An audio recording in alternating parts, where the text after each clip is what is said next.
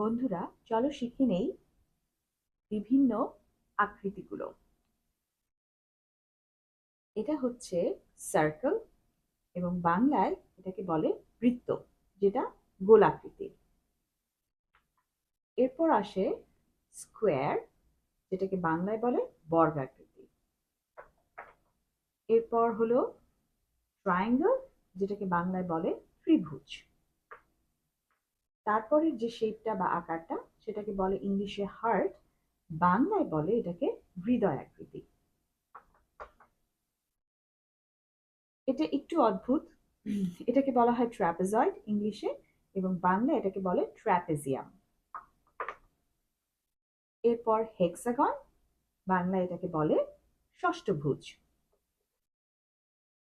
Pentagon, বাংলায় যাকে বলা হয় পঞ্চভুজ। স্টার, যেটাকে বলা হয় তারকা আকৃতি, টুইঙ্কেল টুইঙ্কেল লিটল স্টার গানটিতে নিশ্চয়ই এই আকারটা আমরা দেখে আছি। রেক্ট্যাঙ্গেল শেপ, যেটাকে বাংলায় বলা হয় আয়তক্ষেত্র। তারপর আসে সেমি সার্কেল, সেমি সার্কেলকে বাংলায় বলা হয় অর্ধবৃত্ত।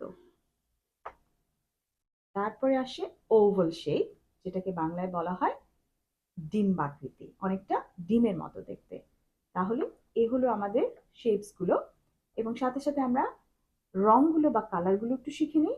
এটা হচ্ছে লাল রং, সবুজ রং, গোলাপি, হলুদ, নীল রং, কমলা রং, আবার হলুদ রং, সবুজ রং, সবুজ রং, এটাকে আমরা বলি হচ্ছে বেগুনি রং, এবং আবার একটু হালকা নীল রং।